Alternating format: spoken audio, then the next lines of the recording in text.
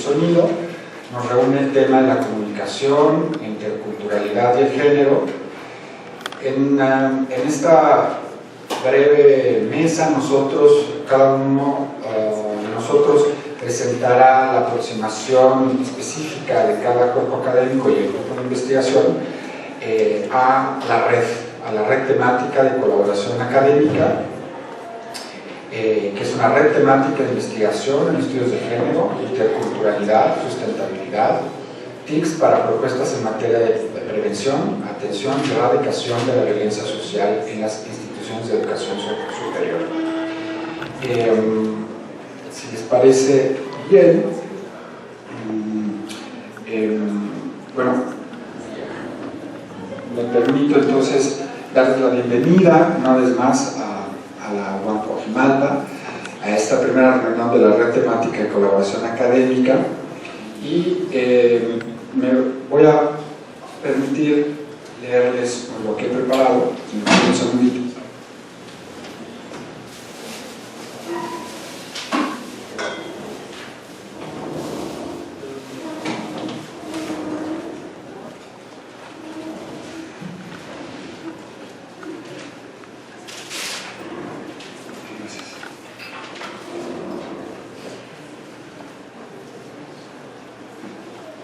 Bueno, muy bien, voy a comenzar. Ha sido para mí verdaderamente estimulante haber participado en la convocatoria que la Dirección de Superación Académica de la SEP lanzara el año pasado, con el objetivo de estimular la formación de redes temáticas de colaboración académica entre cuerpos académicos y grupos de investigación. Tarea demandante que requiere de atención y experiencia para dar sentido a la compleja maquinaria institucional y conseguir los tan anhelados recursos financieros para la investigación. Las personas a la cabeza de cuerpos académicos, considero, tenemos la responsabilidad, si no es que la obligación, de trabajar para conseguir recursos institucionales que nos permitan hacer investigación pertinente, colegiada y de calidad.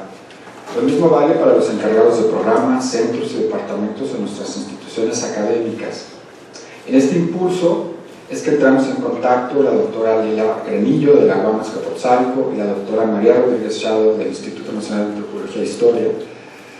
Y debo decir que ellas han tenido una trayectoria notable de colaboración académica sobre temas de género y que con esos antecedentes somos nosotros los recién llegados a esta red de colaboración, y puedo decir también que hemos sido bien recibidos.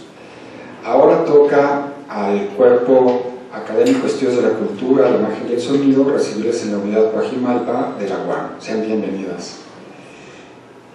Dar sentido a la red de investigación en estudios de género, interculturalidad, sustentabilidad, TICs para propuestas en materia de prevención, atención y erradicación de la violencia social en las CIES, ha implicado un trabajo de reflexión desde las ciencias de la comunicación y los términos que requiere la colaboración interdisciplinaria.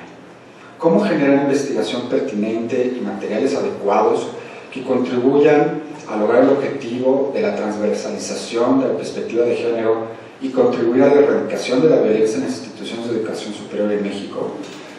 Para dar respuesta a esta pregunta es que hemos abordado la cuestión desde varios flancos. La estrategia de la comunicación no sexista, por un lado, el análisis de la relación entre cine, género y violencia por el otro, y finalmente la interculturalidad y el formato de discernimiento. Estas son de manera general las estrategias y resultados a modo de materiales didácticos que presentaremos más adelante en la mesa número 2 de nuestro coloquio. Esperamos que sirvan como insumos para el proceso de enseñanza-aprendizaje en los módulos temáticos, en las UEA participantes en la tarea de transversalización de la perspectiva de género. Con estos trabajos, el Cuerpo Académico Estudios de la Cultura, la Imagen y el Sonido contribuye a cumplir con los dos primeros objetivos del proyecto de la red temática de colaboración, que dice así. 1. Elaborar y digitalizar materiales educativos para aprendizaje en ambientes no presenciales y semipresenciales en las materias que imparten los y las profesoras en la red y en diplomados para la educación abierta en estudios de género. 2. Proporcionar los contenidos mínimos para un módulo transversal profesionalizante para la educación abierta en perspectiva de género de todas las carreras universitarias según el Programa Nacional de Desarrollo. Creemos que los materiales didácticos audiovisuales que hemos trabajado hasta ahora son coherentes con estos dos objetivos. Estamos seguros que servirán para la tarea de transversalización de la perspectiva de género, mediante el fomento del debate y el pensamiento crítico sobre el grave problema de la violencia de género. Como se ha dicho ya, pero vale la pena destacarlo, estos materiales han sido ideados para que funcionen como parte de módulos temáticos específicos dentro de las materias y UEAs en las diferentes carreras de las unidades de la UAM, así como en los programas de la Escuela Nacional de Antropología e Historia, donde resulten pertinentes. Les voy a presentar el trabajo que hemos realizado en conjunto con los dos becarios del proyecto de investigación, el cuerpo académico de UAM Coajimalpa, como ya lo mencionamos, y que son también becarios de la red, de la temática de ser becarios del cuerpo académico. Bueno, mi ponencia se titula Comunicación no sexista, metodologías, imaginarios y conicidades. Yo haré una breve introducción y veremos un avance de los materiales. Hemos preparado una serie de cápsulas audiovisuales con el fin de difundir las estrategias que emplea la comunicación no sexista en su tarea por hacer conciencia del uso no sexista de la lengua española. Hemos basado nuestro trabajo audiovisual en 3 textos. Uno, la Guía de Comunicación no sexista, publicado por el Instituto Cervantes, de Editorial Aguilar, en España, en 2011. También el Manual para el Uso no sexista del lenguaje, del 2011, coordinado por María Julia Pérez Herrera, para la Comisión Nacional para Prevenir y Erradicar la Violencia contra las Mujeres en México.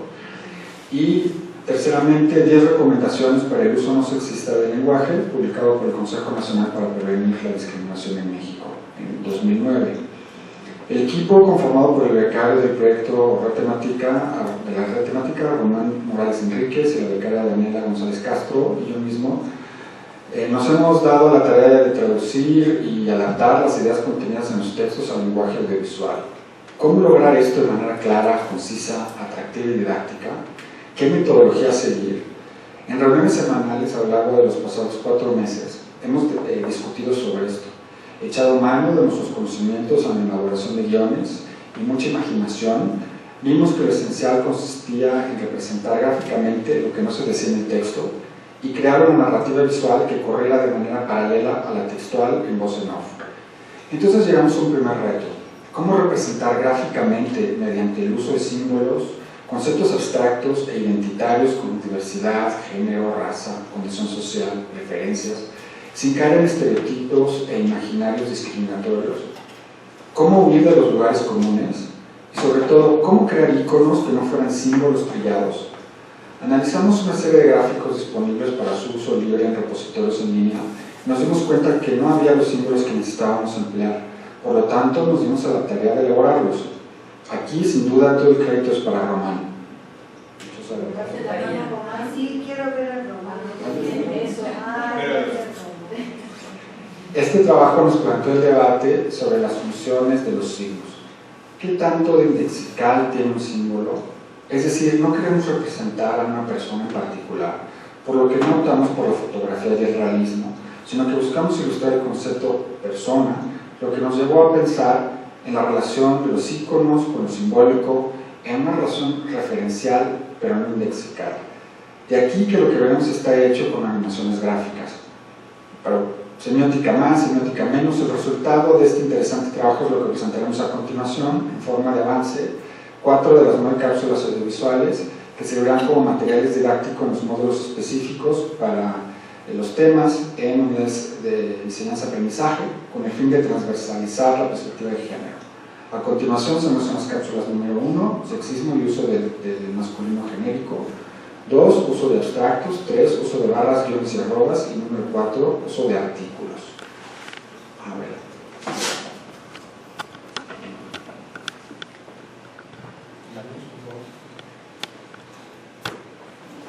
El sexismo es una de las formas de discriminación más extendidas y frecuentes en el mundo.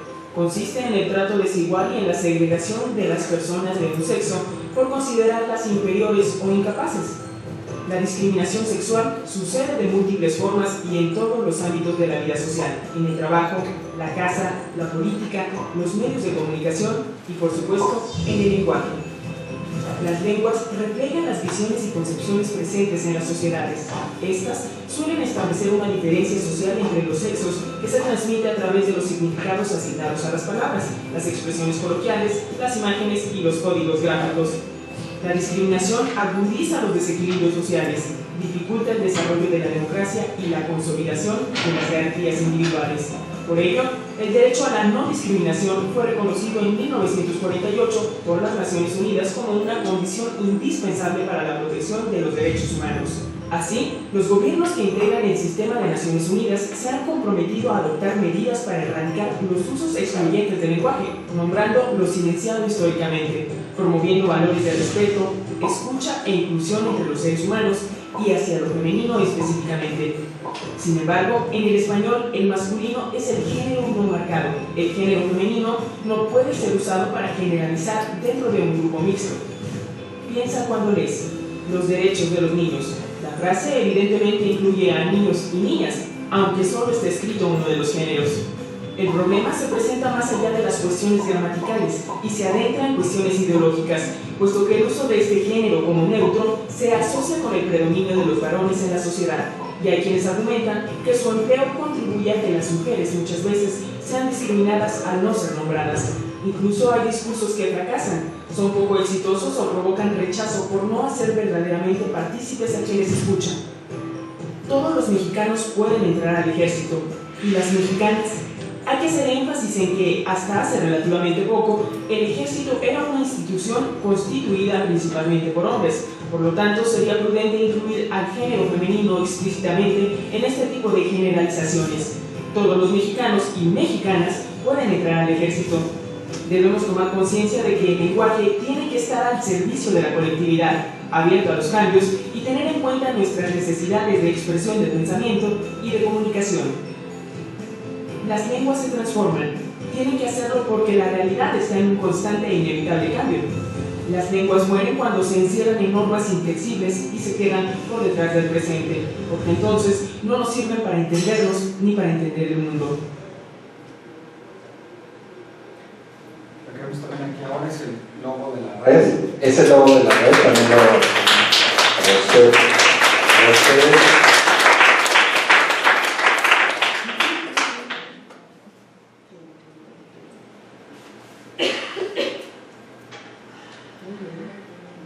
A ver el logo de la red, entonces otra vez. ahorita vuelvo a pasar.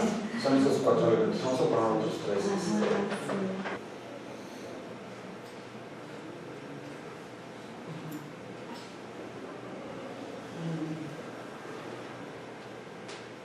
Según el último censo del INEGI, las mujeres son mayoría en México. Sin embargo, cuando hablamos en plural, siempre hacemos uso del masculino.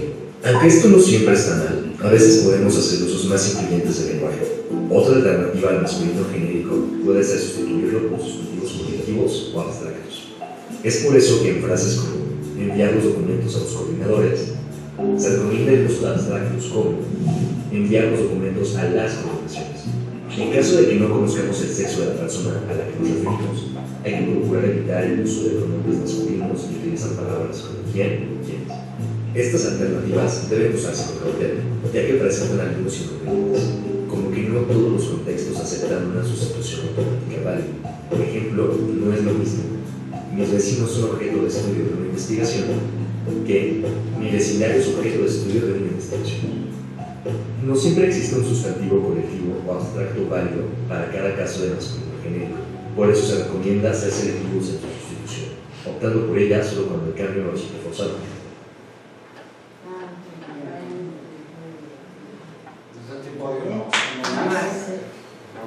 No le hagas caso a Raúl, sigue mostrando qué bonito. Sí, me olvidó.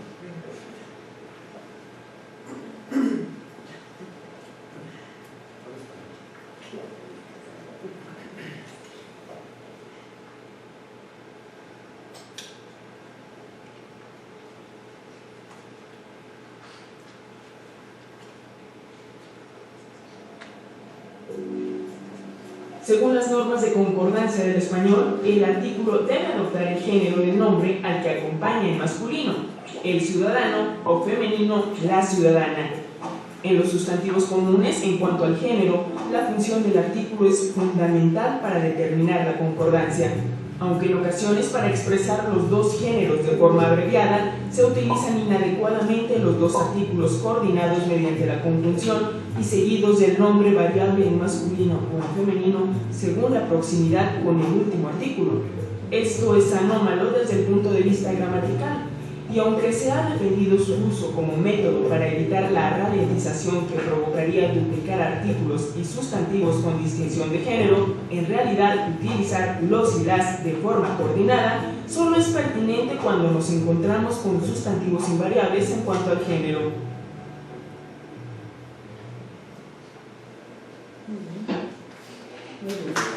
Una última.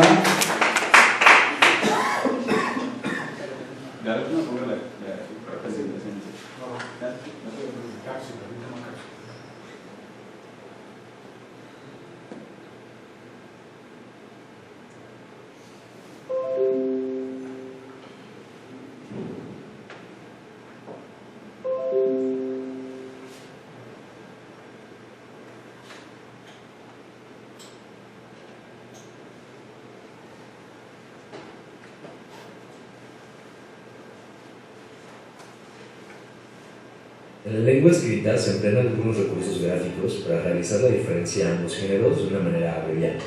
Por ejemplo, la barra, el guión y la arroba.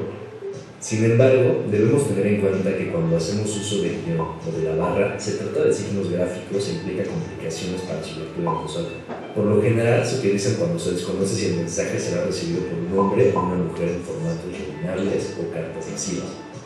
Por su parte, la arroba es un símbolo, es decir, un elemento ajeno al sistema de los signos propiamente lingüísticos. Su realización en voz alta es imposible, y la RAE les aconseja su uso para designar de manera indistinta a hombres y mujeres. Nuestro idioma es rico en vocablos para recrear la igualdad y equidad entre las personas.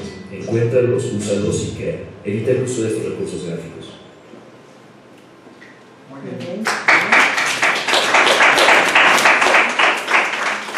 Esta es una muestra de lo que estamos trabajando, 4 de 9 cápsulas, y esperamos que para octubre tengamos la serie completa y podamos participar en el coloquio al que nos acaban de invitar. Ya tenemos nota de ello. Eso es lo que nos vamos a dedicar